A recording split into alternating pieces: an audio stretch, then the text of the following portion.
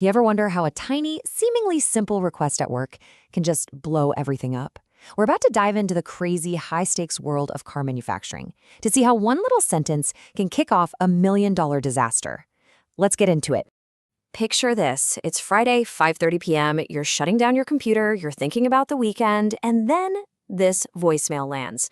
Now, to the client, this is nothing. It's just a little tweak, a feeling they want. But to the supplier, that is the sound of budgets exploding, deadlines turning to dust, and months of hard work getting tossed right in the trash. The fight has just begun.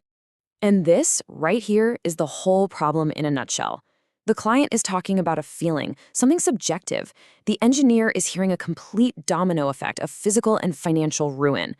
On one side, you've got a wish. On the other, you've got the cold, hard reality of physics and money.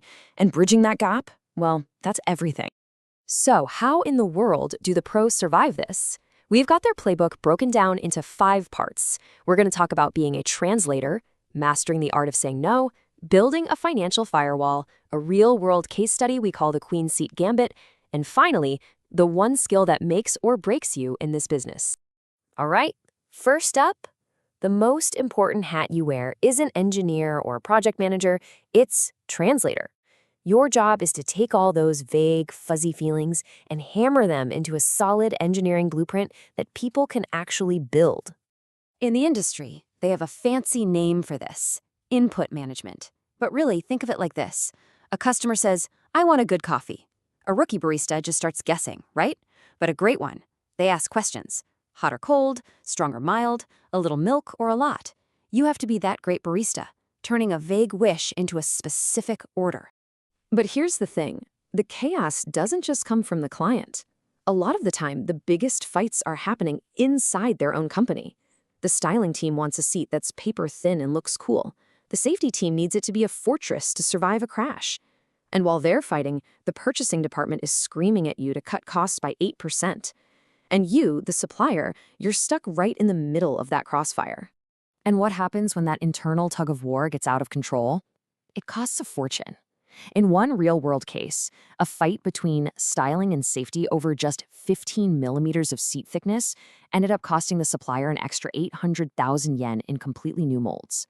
That's a huge, totally avoidable loss. So the only way to survive this is with a system. First, you grade every single demand. You separate the absolute must-haves from the nice-to-haves. Second, you become a human minesweeper. You spot those impossible requests before you ever give them a price. And third, and this is the big one, get everything in writing. Because in this business, if it wasn't in the meeting notes, it was just a nice chat. It never happened. Okay, so you've translated the request, but what happens when you realize their big idea is, well, just bad? This brings us to part 2, learning how to say no in a way that actually sounds like you're helping. This is the real test, isn't it? The client is paying you, but they're asking you to build a product that you know will tick off their own customers down the line. If you just say yes, you're going to get the blame later. But if you just say no, you might get fired right now. So what's the move? You start by challenging their big idea with facts. Let's go back to make it softer. The client thinks soft equals comfy, but any engineer knows that's only true for about 5 minutes in the showroom. You take that car on a road trip and a super soft seat gives you 0 support. That means back pain, feeling tired, and just misery. The key is to guide them, not just obey. First, you dig into the why. What do they really want? That initial squishy feeling or genuine long-haul comfort? Then you build it. You make 2 prototypes. One is soft all the way through, just like they asked. The other has a soft top layer but a firm, supportive base. Then you tell the client, sit down. Let them feel it for themselves. Let their own butt make the final decision. Okay, guiding the client toward a better product is one thing, but you also have to protect your own company. And that brings us to the financial firewall, the contract. This is where you stop being an engineer and you start being an insurance agent. Because the stakes here are absolutely astronomical. A single major design change that comes in halfway through the project can easily cost over 1.5 million yen. We're talking scrapped tools, new testing, penalties. You simply cannot afford to eat those costs. So you build your defenses right into that contract. It's like a prenup for the project. If you see red flags like a client with 100 layers of approval, you write a hard design freeze date into the agreement. After that date, every change has a price tag. Dealing with a brand new startup, you demand 30% upfront. Look, this isn't about being difficult. It's about making sure both of you are still in business when the project is over. So let's see how all of this comes together in a real-world fight. This is a perfect case study of how to turn a totally impossible demand into a win for everybody. So here's the situation. A hot new EV startup comes to you. They want a super luxurious passenger seat. They're calling it the Queen seat. All the bells and whistles, zero gravity recline, leg rest, the whole deal. And here's the catch. They want to copy every single feature from a top competitor, but they want to pay 30% less for it. It's the classic champagne taste on a beer budget. Now, a rookie supplier might have just said yes to get the business and then hoped for a miracle. But this supplier, they were pros. First, they went out, they bought the competitor's seat, they tore it down piece by piece, and they showed the client exactly what every single screw and motor cost. Total transparency. Then, instead of promising the impossible, they offered choices: a full version that matched the competitor, a budget experience version, and a balanced, optimized version right in the middle.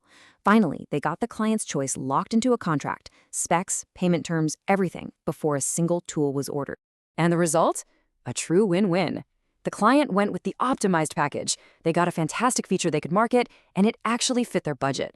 The supplier got a profitable deal, they dodged a financial bullet, and they built so much trust that they landed the next generation of business too. So let's pull all this together. What's the core skill that makes all of this work? It's not just about being a great engineer, and it's not just about being a smooth salesperson. It's something much bigger than that. It really comes down to playing 3 roles all at the same time. You have to be the translator, turning those fuzzy feelings into hard physics. You have to be the product manager, guiding your client to make the best possible choices for their own product. And you have to be the insurer, using a rock-solid contract to protect everyone from disaster. And at the end of the day, here's what it all comes down to. In this business, the ability to manage a client is actually more valuable than the ability to invent something new. The most expensive thing in any project isn't the steel or the foam. It's the catastrophic chain reaction that starts with one simple sentence. The real question isn't just, can we build it? It's, did we truly understand what they were asking for in the first place?